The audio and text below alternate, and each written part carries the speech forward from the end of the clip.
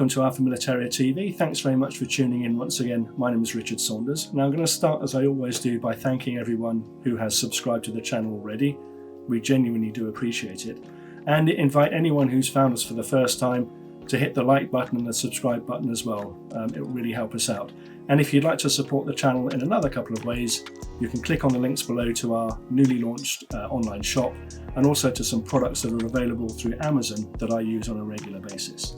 Now we're continuing our look at MTC scopes today. You may have seen a little while ago that we did a review of the MTC Cobra 4-16 by 50 f1. This scope here is brand new, being launched just now by MTC, and it is the King Cobra 4-16 by 50 f2, and it's a second focal plane scope.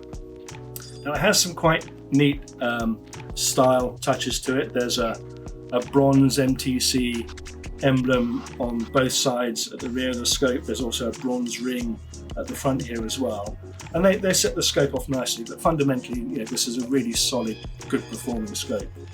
Now the difference between first focal plane and second focal plane is that on a second focal plane scope, the reticle is placed behind the magnifying lens, and that means that as you go up and down the magnifying range, the reticle will stay the same size. On a first focal plane scope, the reticle is placed in front of the magnifying lens. So as you go up and down the magnification range, the actual reticle will grow and shrink in relation to the magnification setting that you're using. Now, MTC has a recommended retail price of £330 on this scope. It weighs 750 grams and measures 360 millimeters, which is about standard for a scope of this specification, certainly within the MTC range. Field of view is the term that's used to describe the landscape that you see through a scope. And on this scope at 16 times magnification, you will see just about 2 meters of landscape through the scope at 100 meters. And then if you crank that down to 4 times, that goes up to 8.2 meters of field of view at 100 meters. And in practice, what that means is that people tend to use low magnification to look around and try and spot a target. And then when they do, they zoom in to get closer onto that target with a higher magnification. Now, you're going to need about 100 millimeters of eye relief on this scope. So what's that? I know, about there or so, 2.5 inches, I guess. Don't hold me to that, but 100 millimeters. And also by unscrewing the magnetic lens covers here at the back, you can access an adjustment here, a diopter adjustment, that will enable you to focus, or to ensure that the crosshairs themselves are nice and sharp. Now, talking about focus, this scope also has an adjustable parallax feature, which is, I would say, essential on airgun scopes. And now, parallax is basically the ability to ensure that your target through the lens of the scope is in focus at various different distances. And this scope will parallax down to just 10 meters and go out to infinity. So it means that as an air gunner, you can get a nice, crisp, clear focus picture on targets as close as 10 meters away from you. Now the scope has a 4-16 times magnification range and a 50 millimeter objective lens.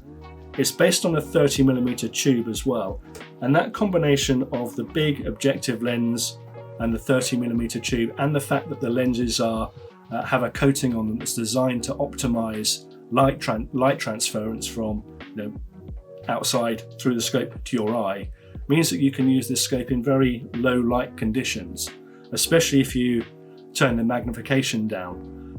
Now, also helping you with that is the fact that the reticle, which is an SCB2 reticle, which is MTC's standard reticle pretty much on most of its scopes. Great reticle, by the way, has lots of different aim points, but it's not cluttered.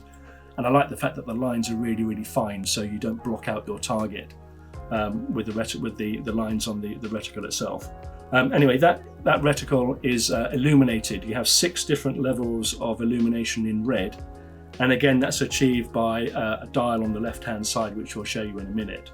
And the really good thing about that is that between each of the 6 different brightness levels, there's an off mark. So rather than having to scroll through all the different levels of brightness to get to the one you want each time, you can basically, if you decide you want brightness level 4, you can turn it on to 4, then just turn it back one tiny little notch to switch the reticle illumination off. And then when you're ready for a shot, it's just one tiny little movement to instantly go back onto your 4 times brightness or whatever it is that you've chosen. And I should also say it's only the center part of the reticle that lights up rather than the whole reticle, which really helps sort of focus your aiming, especially in low light conditions. Now the turrets are of the lift up to adjust and then push down to lock variety. Excuse me. There's no tools needed for them. There's no screwdriver or coin or anything. You just pull them up, make your adjustment to the elevation turret up here and the windage turret on the side with your fingers, and then when you finish that, just push it down again. And one click will equate to 1 centimeter of adjustment of your point of impact at 100 meters. So half a centimeter at 50 meters and quarter of a centimeter at 25 meters. So let's say you go down the range to zero your rifle, you find that you're 3 or 4 inches out. By using the elevation and windage turrets and making those click adjustments, each click will move your point of impact in a quarter of a centimeter at 25 meters. Now the maximum windage and elevation adjustment on these scopes is 10 milliradian, and 1 complete turn of the turret equates to 60 clicks or 6 mils. Now in terms of what this scope comes with, as with just about all MTC scopes, you get a couple of really good quality magnetic screw-on lens caps. Obviously they're removable. The rear lens cap has a 2 times magnifying pane in it, so that you can look through that to see what setting you are, what setting you have on your elevation turret or your windage turret or whatever. And I should say, this fitting up here, that's nothing to do with the scope. That's basically a bracket to allow me to put my my scope cam on. Now this rifle will, it's perfect for hunting with. It's a really good hunting scope. You can use it for HFT, and of course you can use it for plinking in the garden, shooting on the range, or informal target shooting as well. It'll work superbly in all of those situations. I really like this scope, this kind of type of scope on traditional sporter stock rifles.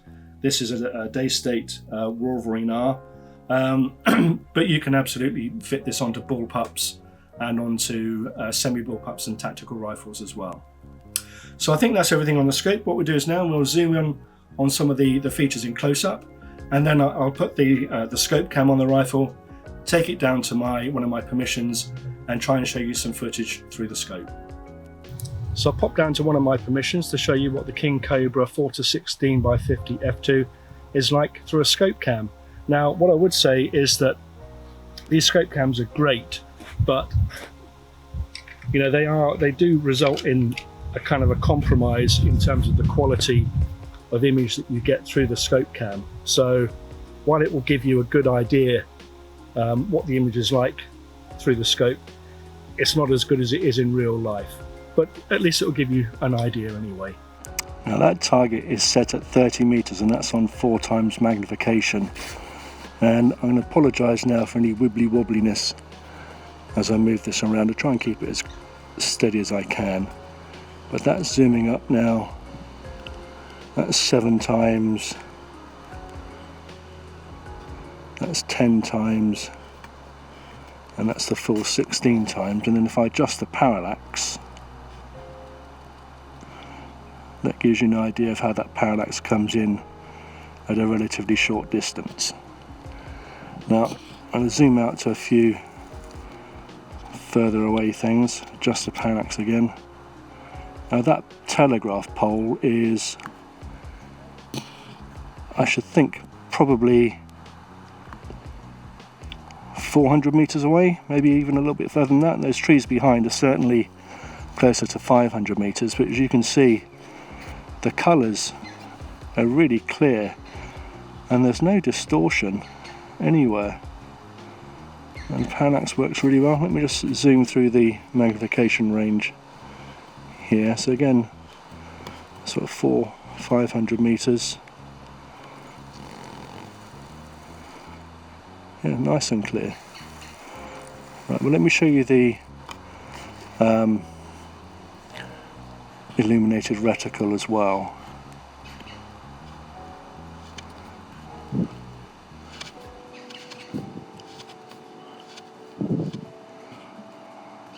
Right, so it's quite hard to see in daylight, but that's 2, I think.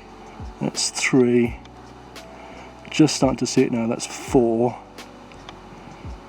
That's 5. And that's 6. That's the brightest setting. And as you can see, just one turn takes that off and then brings it back onto 6 again. Really handy having that stop in between.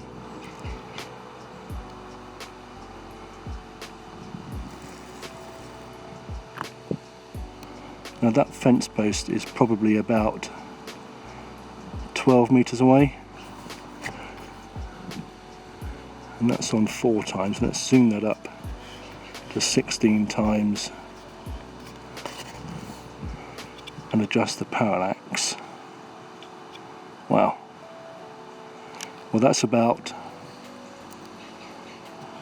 I'm going to say about 12 meters on 16 times magnification. Yeah, lovely and clear. Well, I hope that gives you a good idea of this new scope from MTC, the King Cobra 4-16 by 50 f2 second focal plane. And if you'd like more information about this scope and all the other MTC scopes in the range, take a look at our website, which is www.alphamilitaria.com, where you'll also find some information on a whole range of other airgunning topics. Till next time, thanks very much.